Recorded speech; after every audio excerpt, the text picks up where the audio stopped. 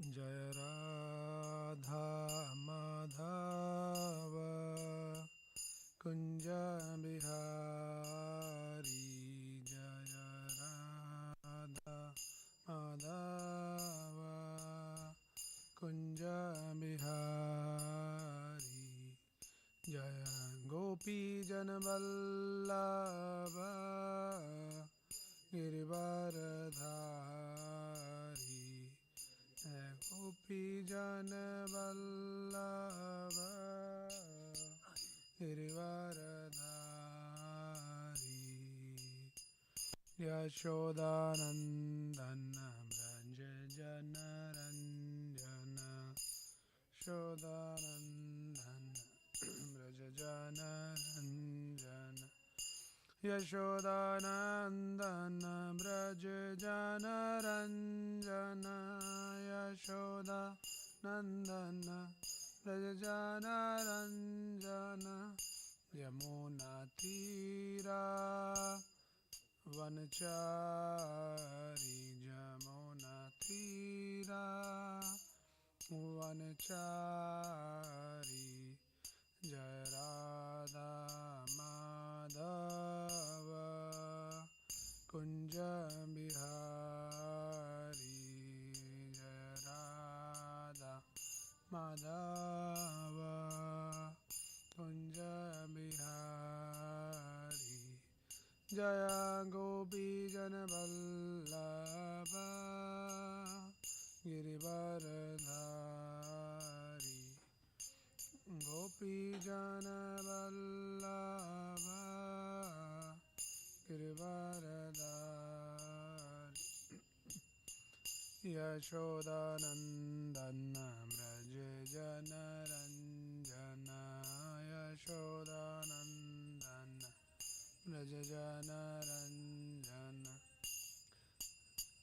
यमुना तीरा वनचारी यमुना तीरा वनचारी जय राधा माधव कुंज बिहारी जय राधा दाव कुंज बिहारी हरे Krishna Krishna Krishna Hare Hare Hare Ram Ram Ram Hare Hare Hare Krishna Krishna Krishna Hare Hare Hare Ram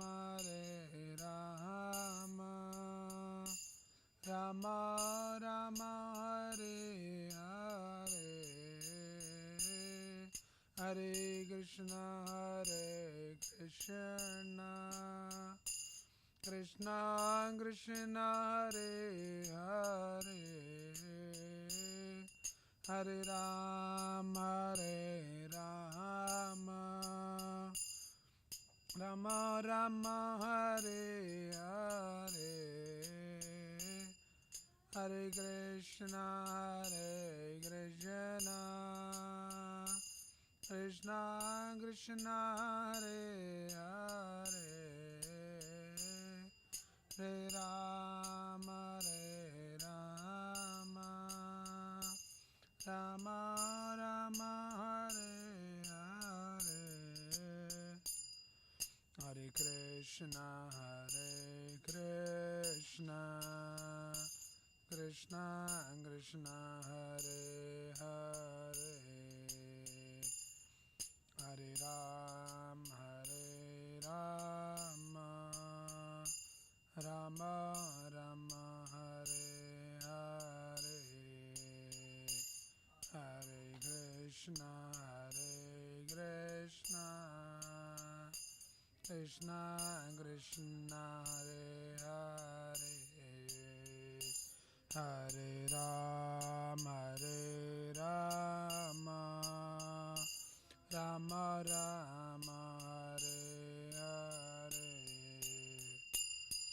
Hare Krishna, Hare Krishna, Krishna Krishna, Hare Hare, Hare Rama, Hare Rama, Rama Rama, Hare Hare, Hare Krishna, Hare Krishna, Krishna Krishna, Hare Hare, Hare Rama, Rama Rama Rama, Hare Hare. Jai Krishna Balaram, Krishna Balaram, Krishna Balaram, Jaya Krishna Balaram, Krishna Balaram, Jaya Krishna Balaram, Balaram, Jaya Krishna Balaram, Jaya Nidai Gauranga, Jaya Nidai Gauranga, Nidai Gauranga, Jaya Nidai Gauranga, Nidai Gauranga, Nidai Gauranga, Jaya Nidai Gauranga, Jaya Jaya Prabhupada, Prabhupada, Prabhupada, Jaya Jaya Prabhupada, Jaya Jaya Prabhupada, Prabhupada, Prabhupada, Jaya Jaya Prabhupada.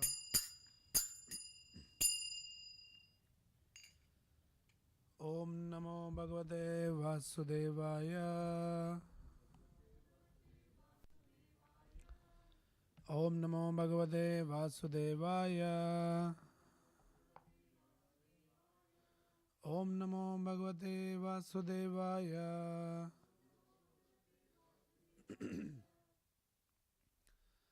So we are reading today from Bhagavad Gita as it is, chapter 9, entitled as the most confidential knowledge, and text number 29.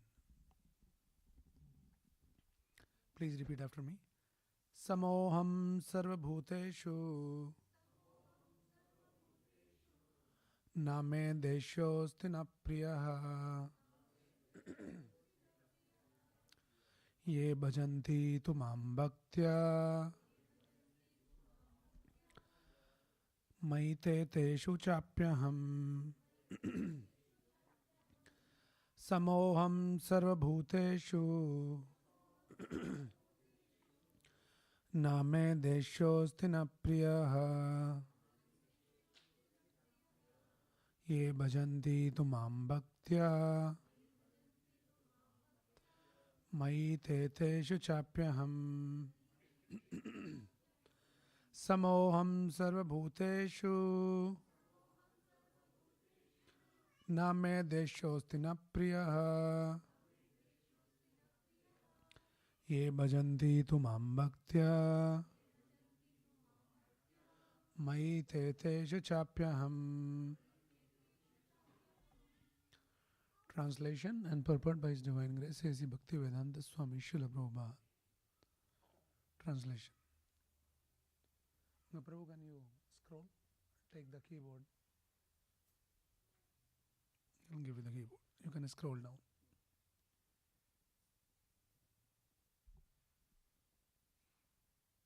Give it to him. Give the keyboard to him. Haribo, keyboard de do unko.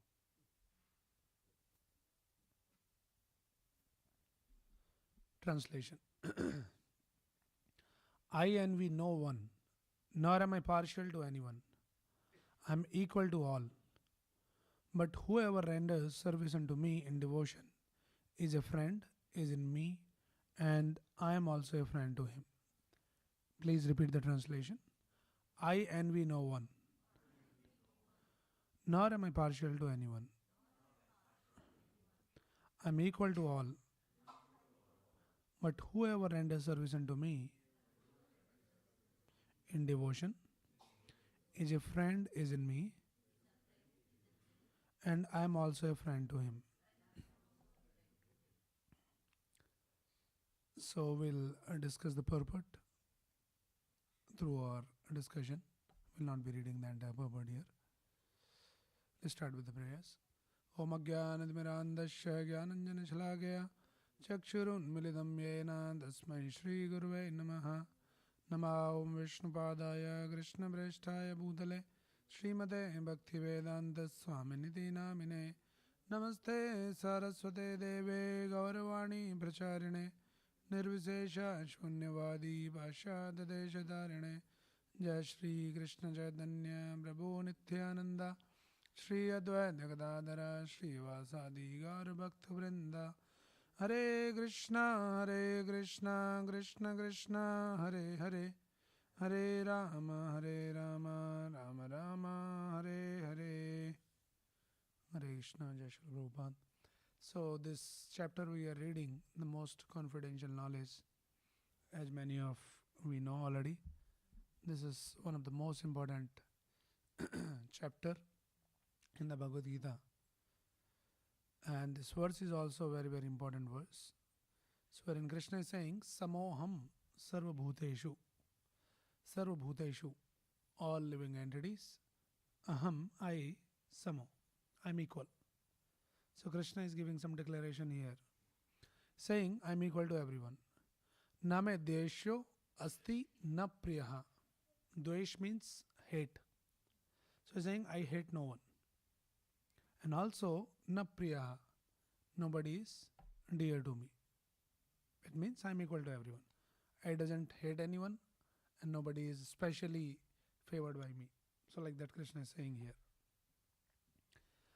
So this is two line wherein Krishna is saying that I am equal to everyone. But the next two line if you read, it sounds very contradictory.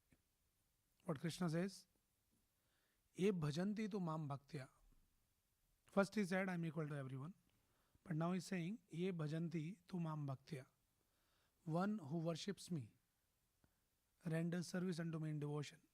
Bhajanti tu mam bhaktya. My devotee, one who is engaged in the service, to that maiteteshu chapyaham.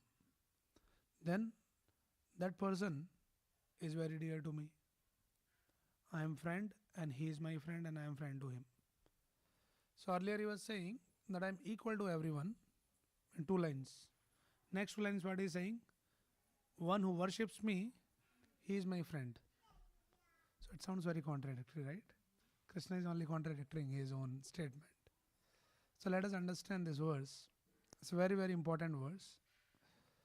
So the last two lines where Krishna is saying, Ye bhajanti tu mam bhaktya, especially the last, Mai te teshu chapyaham. So he's saying, one who renders service unto me in devotion is a friend, is in me and I am also a friend to him. So this kind of a endearing declaration of an intimate connection that Krishna is giving here. Maite, I am friend to him, he is friend to me. So you will see in Bhagavad Gita, Krishna doesn't talk like this in many places. So it means this statement is very significant, very profound here. He is saying one who is my devotee, he is my friend. So let us understand this verse. The first two lines, Krishna is saying, I am equal to everyone. Samoham sarva bhuteshu. Now question can be raised here. If Krishna is equal to everyone, then why there is so much of difference in this world? We see some people, they are very happy in their life. There are a lot of opulence in their life. Some people, they are struggling for the basics. And Krishna is saying, I am equal to everyone. So if God is equal to everyone, then everybody should be equal. Why there is so much of difference? Somebody is very beautiful. Somebody is ugly looking. Somebody is highly educated. Some people are illiterate. Some people are super smart, very brainy. Some people are very dumb. So where is that equality is? God is equal to everyone. Then everything seems to be equal in this world. But we see there's so much of disparity in this world. How do we understand this? So that is what is the meaning of this verse that we'll understand, and we'll try to resolve all these contradictory questions. So let us understand this way, that first two lines that Krishna is saying, Samoham sarvabhuteshu name deshosti na priyaha. So Krishna is talking like a judge. So in a high court, when judge is sitting, he is giving the different judgment to different people. To some person, one person he rewards, and to another person he put him behind the bar, sometime hanged to death. So is that the judge partial? How do you understand that? Because judge, it superficially looks like he's playing some favorite.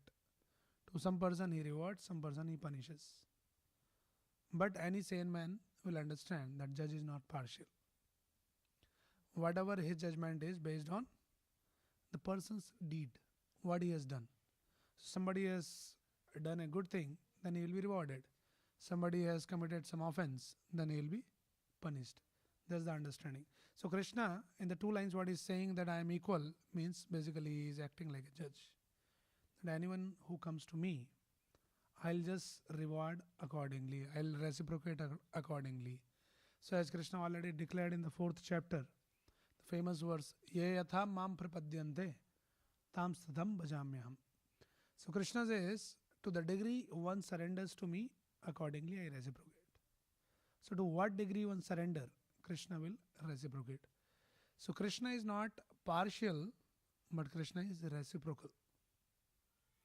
Now, it might sound that Lord is partial. He is saying that those who are my devotees, they are my friend.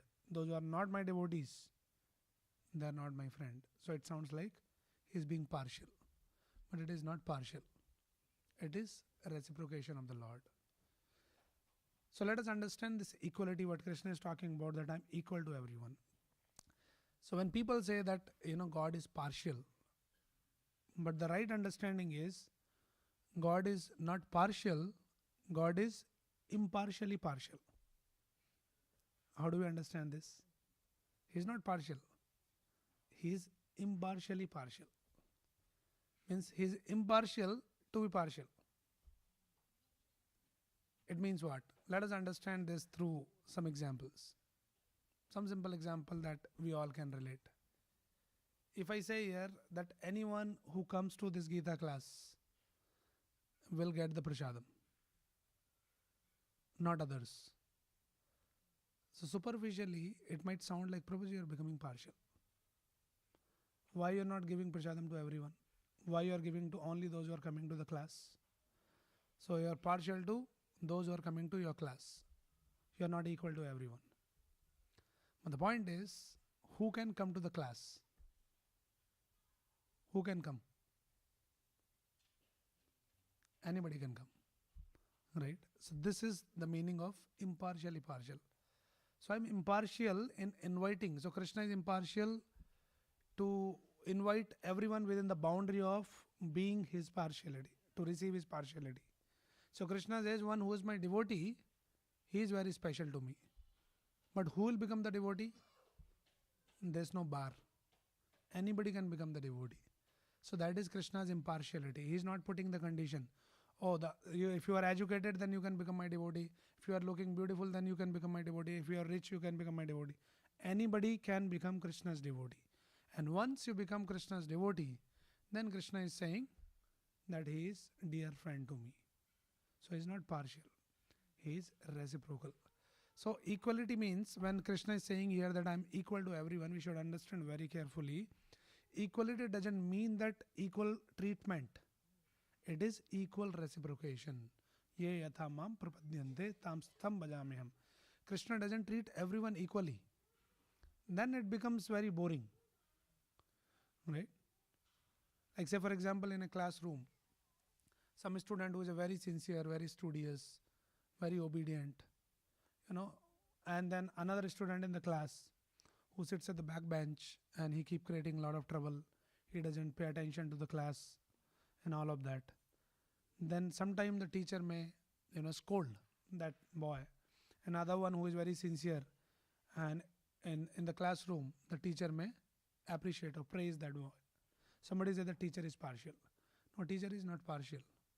He is just reciprocating according to what kind of behavior the student is showing. So in the same way, Krishna is very, very reciprocal. Otherwise, it becomes like a stone. So Lord cannot be like a stone, that I am equal to everyone.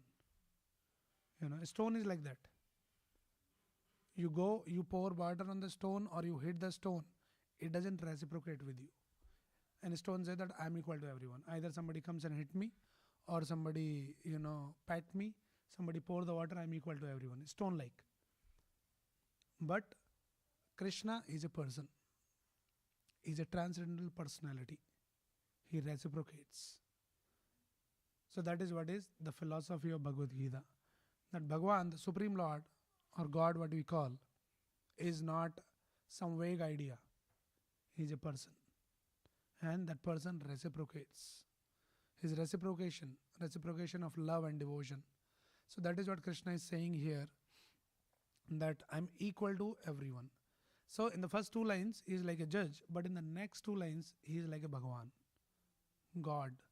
The concept of God in Bhagavad Gita or in our philosophy is, God is not some person sitting up in the sky, nobody knows who is that God, some powerful person, and he can do whatever he wants to do. If you don't listen to him, he can punish you. That kind of idea of God is not the complete understanding of God. God is a very, very loving person. Krishna is a very loving person. He is a loving father, caring father. So he's saying, if somebody becomes my devotee, will understand that what it means to be a devotee of Krishna. Then Krishna says, I reciprocate. He becomes very dear friend to me. I personally take care of all his needs and I give him personal protection. So that is Lord's promise, right? So here this verse, when it's talking about that I'm equal, so we should not misunderstand this equality as equal treatment. But Krishna is equally reciprocal to anyone. Anyone who comes and surrenders to Krishna. Krishna says, Sarv dharman parityaja mam ekam sharanam braja. One who comes and surrender to me, to that person, aham dvam sarvapapyabhyo mokshayami. I'll deliver you from all your sinful reaction. Now who can come and surrender? Anybody can come and surrender. But you should come and surrender. You should become the devotee of Krishna to receive Krishna's grace. So it's not partial. It's like, when the rain fall, sometimes people blame God that why there's so much of suffering in this material world. If God is all powerful, if He's in control of everything, then why there has to be suffering? A lot of problems are there. So God is responsible for all of that. But we should very carefully understand God is not responsible for all the suffering in this material world. It is just like a rainfall. When the rain falls, it is equal. Everywhere it falls equally. Rain falls even in the ocean where it is not even needed. And rain falls on the mountains, but then there is a hard rock on the mountains. Nothing grows there. And then rain falls on the muddy ground. And you see when the rain falls on the muddy, soft ground, then in few days it becomes very green. The green grass grows. So we cannot blame the rain that, at one place rain fell and it became green grass. Another place nothing happened, stone like. So it depends on who is receiving. So Lord's mercy, Lord's grace is equal on everyone. But then who is receiving the grace? There are some people, those who are devotees, they aspire, they eagerly wait for the Lord's grace. Right? And when Lord's grace comes, when they worship, they render service, they become spiritually nourished. And there are people, those who are atheistic. They say, who's God? Where is God? No God. So to those people, they had to suffer as per their karma. To devotees, Krishna says, Sarva dharman parityaja aham dvam sarvapapyabhyo mokshayami. To devotee, because he surrenders, then Krishna says, I'll take care. You need not to suffer. But other people suffer. Why they are suffering? Because they are not ready to surrender to the Lord. Lord is there to give them protection. Lord is actually, if you read Bhagavad Gita very carefully, again and again, then you will understand the tone of Bhagavad Gita. The tone of Bhagavad Gita is that Krishna is more eager than us. That He needs. Actually speaking, Lord doesn't need us. We need God. But Krishna says, I want you, though he doesn't need us. We need him, but we say, I don't want you. That's the problem. So you see how Lord is very, very eager. So that is the tone of Bhagavad Gita. So Lord is not partial, Lord is not responsible for all the suffering. It is individual's free will, exercise of free will or misuse of free will that people has to suffer here. Right. So Prabhupada writes here, uh, Prabhupada says in the purport, this is not discrimination, it is natural. Any man in this material world may be very charitably disposed, yet he has a special interest in his own children. So what Krishna is saying here, that to my devotees, they are my friend. So when people say why Lord is becoming partial, no, it is not partiality. It is very natural. So you see a rich person, sometimes he might be very charitably disposed. He takes care of a lot of people, poor people, he distributes food, he takes care of their basic needs or whatever. But when it comes to his own child, then there is a natural affection, little extra attention is there. It is natural, it is not partiality. Right? So actually there is this story of this king who was challenging his minister on the same note that, God is partial and all this suffering is there. God was not partial, then everybody would have been happy in this world. So this minister was a devotee kind of a person. So he thought if I argue with this king, he won't listen me. He will not agree with what I have to say. So I had to give a demonstration that how Lord is not partial. Lord is reciprocal. So then he planned one day that let us go for a trip. And he said that, my dear king, that I have something special for you to, special place. And I want that all of you along with your family member, you, your wife, your small child, every one of you should come together and let us go across the river. And I want to take you to a special place. So the king agreed, and then they were in the boat. The whole entourage was there, multiple boats. All of the soldiers were sitting in different boats, and in one boat, the king's wife and king's small child, along with his minister, were sitting, and one or two soldiers were there, just to, that is the protocol. So when they were going in the boat and they were talking and all going, when they are at the mid of the whatever the water pond, suddenly, because it was planned, so this minister, he did something, and that small child fell into the water in the mid of the ocean. And as soon as that happened, in the moment's notice, everybody got alerted. And immediately, before everybody could realize, the king jumped into the water to save his son. And he managed to save the son, and he came back. And then this minister asked, then why did you jump into the water? It was your son. And there's a lot of soldiers here. All of them would have jumped into the water, would have saved your son. But why you personally had to jump into the water? So the king got the message. Right? That when it comes to your own child, then you don't, depend on the soldier should do this. And immediately he personally took charge. So that is what Krishna is saying exactly. Ye bhajanti tu mam bhaktya. One who is my devotee, to that person, I immediately take charge. He becomes very dear to me. So that is what is the reciprocation of the Lord. It's a very personal relationship with the Lord.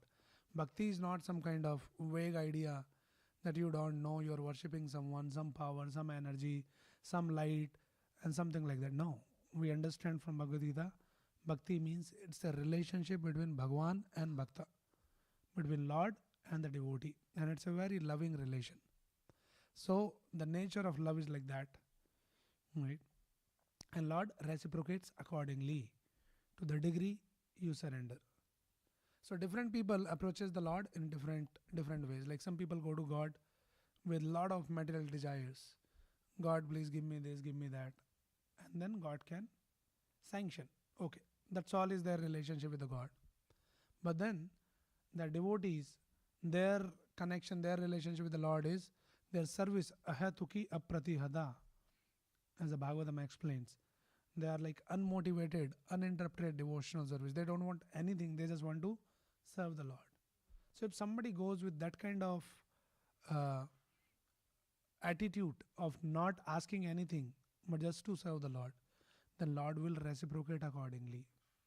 Right? So how you surrender to the Lord, to that degree you will see Lord's reciprocation. It's just like, say if I give you the milk. So somebody, now we have the five senses. So by seeing the milk by the eyes, you can understand something about milk just by seeing. You say milk is white in color, liquid, and then you hear about the milk. Then also you understand a little more. This is cow milk, this is A2 milk, organic milk, or whatever. Like that. You understand a little more. Then eyes, and then the nose. You smell the milk. Then you understand, okay, milk, how does it smells and all that. A little bit you more understand. And then touch sensation. You touch the milk. Then you understand, okay, it is heat, it is hot, or it is cold. So with all the senses you are understanding, but still you don't understand milk. Unless you taste it, you drink it, and when you drink, you taste it, you understand what exactly the milk tastes like, and when you drink it, you get nourished. So similarly, many people approach the Lord. Somebody goes with some materialistic desires, somebody goes with some different idea, and like that. But a devotee, he approached the Lord with a completely different understanding.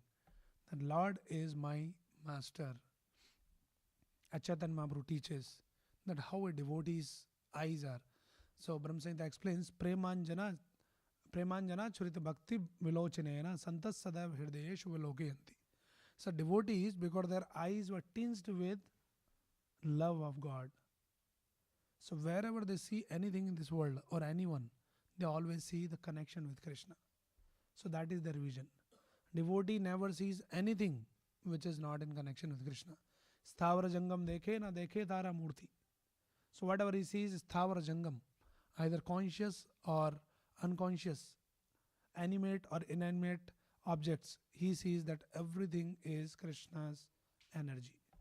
Everything is part and parcel of, everyone is part and parcel of Krishna. So that is how a devotee's eyes are. He is always absorbed in thinking about Krishna, seeing Krishna, remembering Krishna. So then Lord also accordingly reciprocates. So Chaitanya Mahaprabhu says how a devotee is. So Chaitanya Mahaprabhu in his prayers of Siksha Ashtaka, he says, Aslishya vapad ratham pinastumam. He says that, my dear Lord, if you reject me, if you trample me, if you don't accept me, still you remain the Lord of my heart. So that is how a devotee is.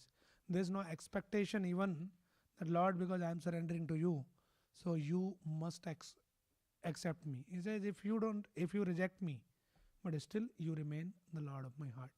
So devotee, the real devotee is surrendered to that extent. Then why Lord will not reciprocate? If Lord doesn't reciprocate, then what kind of Lord he is? He has to reciprocate. So that is what exactly Krishna is saying here, that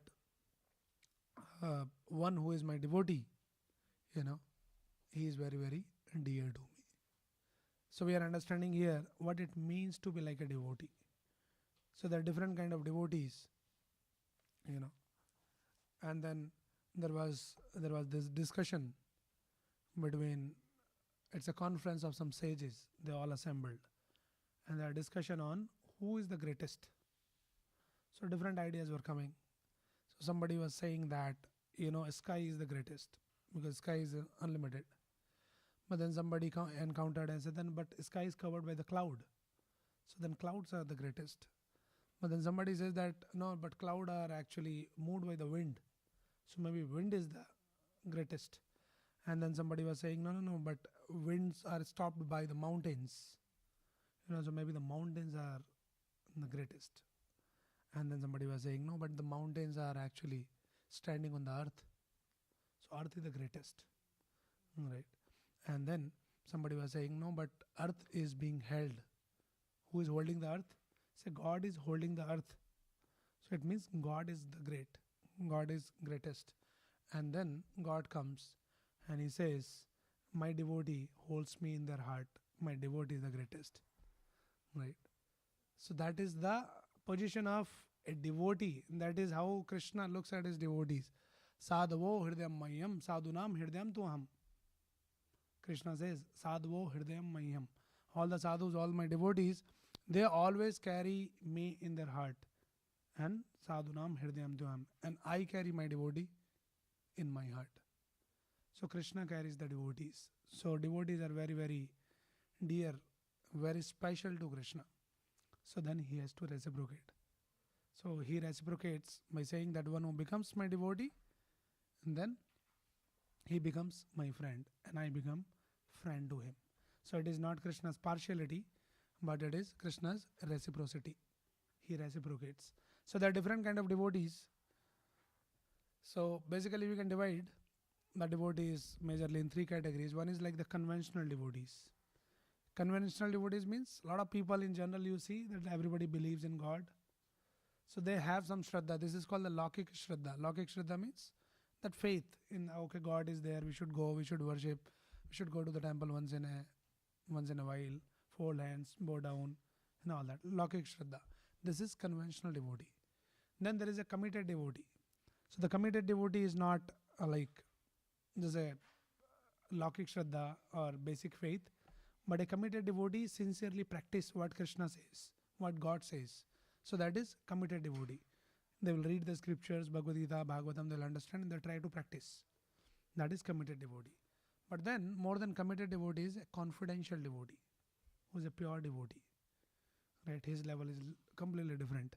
So actually these different categories, conventional, committed and confidential, they are driven by the different ideas. So the conventional devotee, they are driven by two things, Asha and Bhaya. Asha means the hope, Bhaya means the fear. Why they worship? Either they are fearful, oh God is powerful, if we don't worship then the God can do something wrong to us. Better worship. This is conventional devotee. Or Asha. Asha means desire. Okay, we want this, we want that, go to God, ask God, God will give. So they are driven by desires and the fear. But the committed devotee, he is driven by the duty. Duty means it's little more mature. Like a small child. A small child, why he studies? Either fear of the mother, that mother will, come scold me, why you not done your homework, or some desire. A small child, that if you do your homework or you get this much marks, then I'll get you one phone or something like that. So you're driven by desire, fear. But then the child grows up a little bit and becomes more mature. Then he understands that this is my duty. I should study well. My parents are spending a lot of money, time, energy for me. And then he becomes little more mature. So this is committed devotee. He becomes dutiful, driven by the duty that okay, this is my duty to worship the Lord, to serve the Lord. But the confidential devotee or pure devotee is driven by the love. There's no desire, there's no fear, but he's driven by love. That I love God, I love Krishna. So like in Vrindavan we see. Right. So in Vrindavan, everyone, all the Brajvasi, all the Vrindavanvasi, they love Krishna not because he is God, but they love God because he is Krishna. Right. That's the difference. So they're driven by love. Also, the conventional devotee, they're interested only in rituals. Once in a while, some special occasions, some festivals, go to the temple, do some rituals, and some Panditji will be there in the temple, give them some dakshina, they'll do the puja. It's okay, it's not bad, but that is not the best. So they are all interested in rituals, but a committed devotee do the rituals, but they do the rituals with the right meaning and understanding that why they are doing what they are doing. But a committed devotee, a pure devotee, a confidential devotee, for them everything is spontaneous. They're always thinking of Krishna only. They need not to do any rituals. They can never forget Krishna. Right? So that is how it is.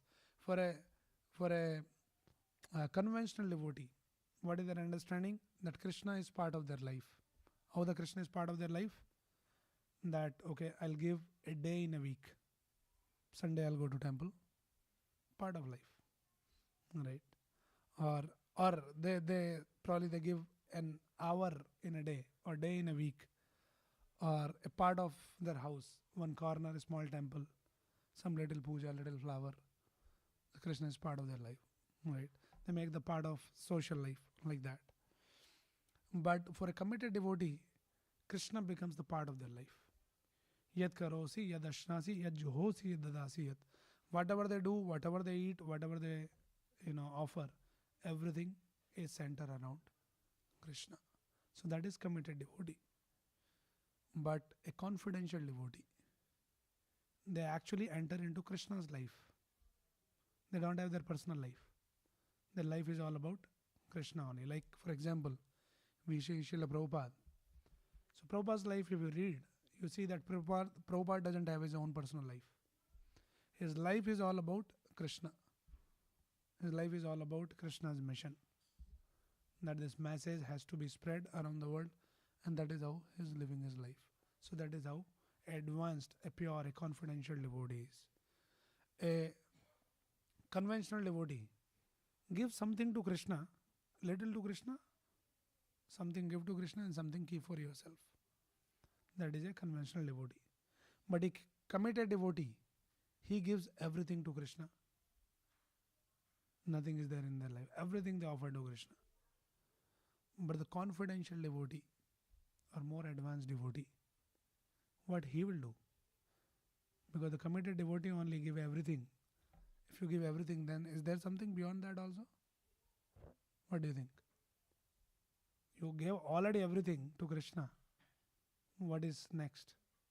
What can be more than that? Now everything means yourself also. You are soul only. So that is at the committed level. Next level, confidential devotee. What they do. So it is very interesting to note that committed devotee give everything to Krishna, but the pure devotee, the more confidential devotee, they give everything to Krishna, but they say Krishna is mine. I cannot give Krishna. So this is the higher sense of possessiveness, like Yashoda Mai. When sometime in Vrindavan, in the Krishna Leela, when Krishna was very naughty, and sometime all the neighboring lady they come and they complain against Krishna. And sometime, Krishna also performs some acts, some pastimes like killing some demons and lifting the Govardhan mountain and all superhuman act. So then these people comes and they all gather. They say, Yashodamai, looks like your child is not some ordinary child. It looks like he is Bhagavan. He is God. He is not an ordinary child. But Yashodamai never accepts that Krishna is God. Reason is, if she accepts that Krishna is God, then Krishna becomes everybody's property. But Yashodamai, the sense of that possessiveness, that Krishna is mine, that is higher sense of possessiveness. So that is how the pure devotees are like that. So we see here what Krishna is talking in this particular verse, that ye bhajanti tumam bhaktya, one who becomes my devotee, to that person, maite tepi chapyaham, maite teshu chapyaham. That person becomes my friend and I become his friend. So you see how a devotee surrenders everything. His life is all about Krishna, serving Krishna, nothing personal. So that person, Krishna reciprocates by becoming their friend, special friend, not only just friend. So Krishna is not partial, Krishna is reciprocal here. So I'll just read one or two more points here to cover. And Prabhupada writes here another thing. Prabhupada says in the purport, the example is often given that the Lord is like a desire tree, and whatever one wants from this desire tree, the Lord supplies. So Krishna is like a desire tree, kalpataru. So the desire tree is, you go, desire anything, and the tree will give you. So Krishna is like that.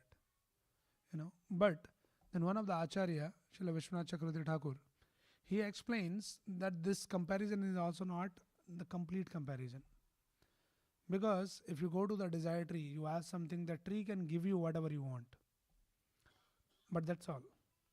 But Krishna is not like that. If you go to Krishna, you ask something, and you go again, you ask something. In the course of going and asking, with some material desires, of course, if you're going, you start building up, Krishna start building up some relationship with you. And then with that relationship, what happens? A devotee who's going with a lot of material desires may forget all his material desires. The example is Dhruv Maharaj in the Srimad Bhagavatam. So Dhruv Maharaj approached the Lord with the idea that I want bigger kingdom than my father. He went there and he was remembering chanting, and Lord gave the darshan. And when Lord comes and he asked, okay, my dear Dhruv, what do you want? He said, I don't want anything. So that is what Krishna does. He can fulfill all your desires, but he does something next level. He can make you forget all your material desires. That is more important. So Krishna is compared to the desire tree, but then he is not just a desire tree who can fulfill all the desires, but who actually builds the connection with you in fulfilling all those desires. So like that. And Krishna's promises actually it comes in the Ramayana, that how Lord is reciprocal. What kind of promise he gives?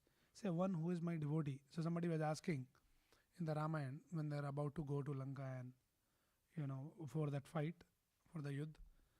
So before that we all know in the Ramayana that Bibhishan came and surrendered to the Ramchandra.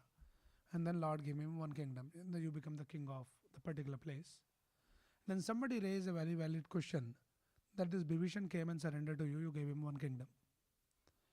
Now, what if, no, so actually when Bibhishan came, he surrenders, then Lord gave the promise that I'll make you the king of Lanka. Somebody raised the valid question that this war has not yet started. There is still maybe just 0.1% chance that Ravan can also come and surrender to you. What if he comes and surrender to you? You already gave the promise to make Bibhishan the king of Lanka. What if Ravan comes and he surrenders to you? Then what you will give to him? So that is where Lord Ramchandra says, if Ravan comes and surrender to me, then I'll make him the king of Ayodhya. So anybody comes and surrender to Krishna or Rama, then Lord is ready to give everything. So this is the verse actually. It says, Sakrat eva prapannoyas tavasmiti cha yochate abhayam sarvadatasmai dadami etat vratam mama. Sri Ramchandra ji said, it is my vow that I'll give permanent fearlessness to anyone who surrenders unto me and prays, O Rama, I am yours. That is the promise of the Lord. If you just go and just say to the Lord, oh my dear Lord, I am yours. That much you just say.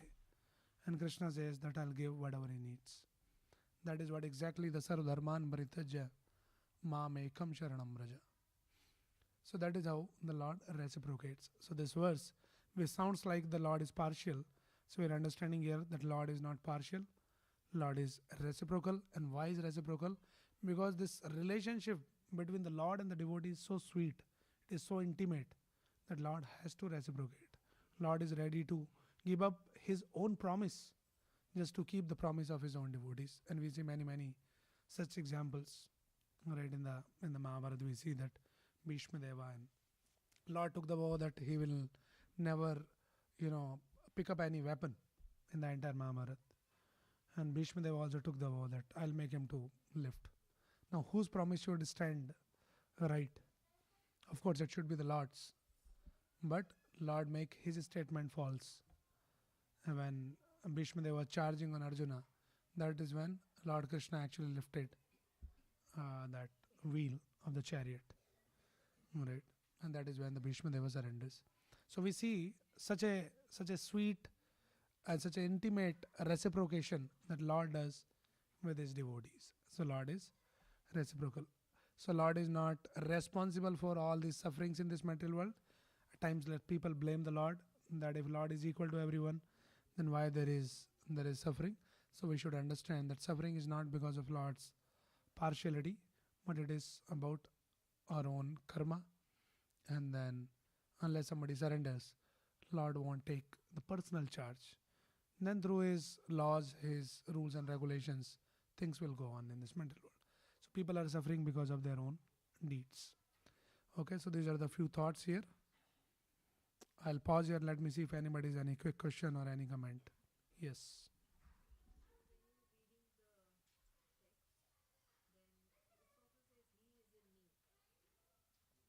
He's in me means he's in my heart. I quoted that verse.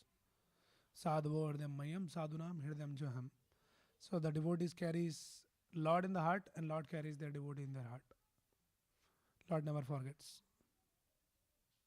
This beautiful, this story, a very sweet pastime of the Lord.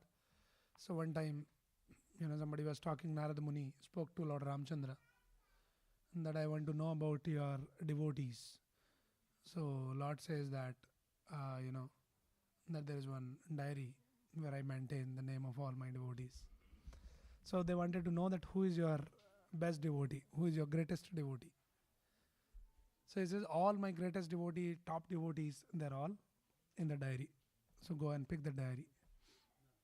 So Narad Muni was expecting that Hanumanji's name will be on top.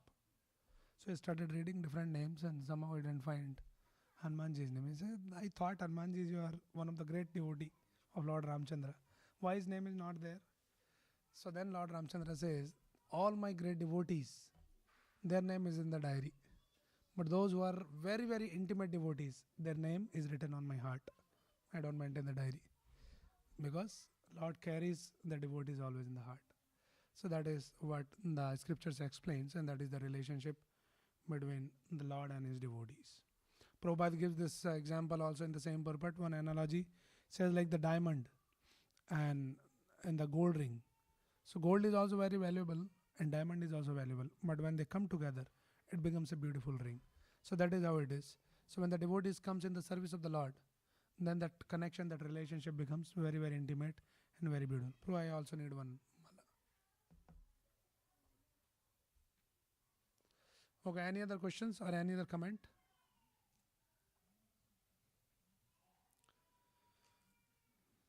Okay, so the essence of the discussion is you want to receive Krishna's, you want to fall within the boundary of Krishna's partiality, then we should become the devotee of Krishna. And Krishna says, I am partial to my devotees, but is impartially partial. Okay, and how to become the devotee of Krishna? It's very, very simple process.